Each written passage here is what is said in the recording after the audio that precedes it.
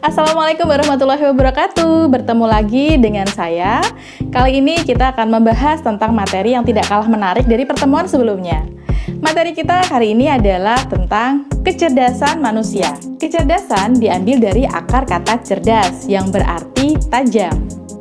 Kecerdasan merupakan kesempurnaan akal budi seorang manusia.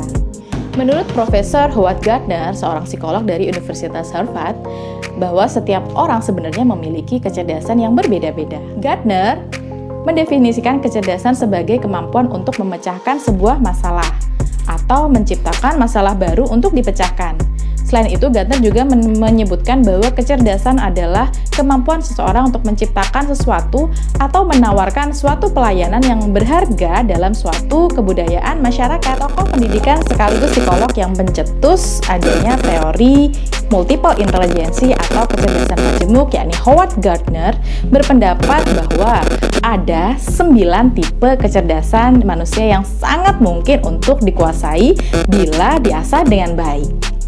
Menurutnya, kecerdasan itu tidak hanya bisa diukur melalui nilai akademik saja, karena setiap orang bisa memiliki kecerdasan yang majemuk, yakni kecerdasan intelektual maupun kecerdasan emosional atau yang biasa disebut EQ. Di era sekarang ini, orang cenderung menilai kecerdasan merupakan kemampuan yang ada hubungannya dengan akademik saja. Padahal, jika kalian ketahui lebih dalam, kecerdasan itu terdiri dari bermacam-macam loh. Yang pertama adalah kecerdasan linguistik.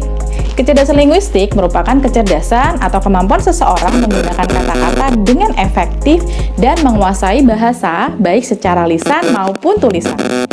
Yang kedua adalah kecerdasan logika matematika, yakni keterampilan berhitung, berpikir logis, serta pemecahan masalah yang berhubungan dengan angka. Sedangkan yang ketiga adalah kecerdasan kinestetik, yakni kecerdasan yang berkaitan dengan aktivitas fisik, seperti penguasaan gerakan olahraga ataupun menari.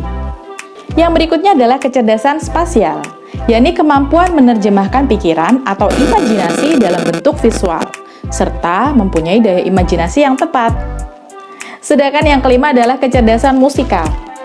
Kepekaan terhadap nada, irama, atau ritme musik biasanya dimiliki oleh orang-orang yang memiliki kecerdasan musikal, termasuk kemampuan untuk bernyanyi, kemudian berekspresi menggunakan semua peralatan musik yang dia kuasai.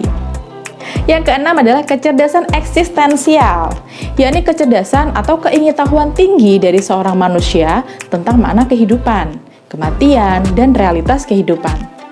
Kemudian yang berikutnya adalah kecerdasan naturalis, yakni kemampuan seseorang mengenali alam sekitar dengan sesama makhluk hidup, baik itu tumbuhan maupun hewan. Sedangkan yang kedelapan adalah kecerdasan interpersonal, atau kemampuan berkomunikasi secara efektif dengan orang lain. Nah, hal ini ditandai dengan kemampuan beradaptasi, kerjasama, berelasi dengan lingkungan, teman, dan orang yang ada di sekitarnya. Dan yang terakhir adalah kecerdasan interpersonal, yakni kemampuan seseorang memahami diri dengan baik, tidak mudah patah semangat, gigih, berusaha, dan tidak mudah minder. Nah, misalnya ketika seseorang mengikuti sebuah perlombaan atau orang itu tampil di tempat umum, maka dia mampu menguasai dirinya dengan baik. Nah, dari apa yang sudah Bu Vivi jelaskan tadi, jika kalian memiliki pertanyaan terkait dengan kecerdasan, silakan tulis di kolom komentar ya. Setelah itu, Bu Vivi akan meminta kalian untuk menulis pada selembar kertas apa yang menurut kalian yang menjadi kecerdasan kalian. Boleh loh kalian menuliskan lebih dari satu jenis kecerdasan yang menurut kalian itu kalian miliki. Oke, jika sudah selesai silakan kirimkan di akun e-learning kalian masing-masing ya. Sampai jumpa di pertemuan berikutnya. Terima kasih telah menyaksikan dan mengikuti pertemuan hari ini. Jangan lupa untuk sholat 5 waktu dan tetap mengikuti protokol kesehatan dimanapun kalian berada.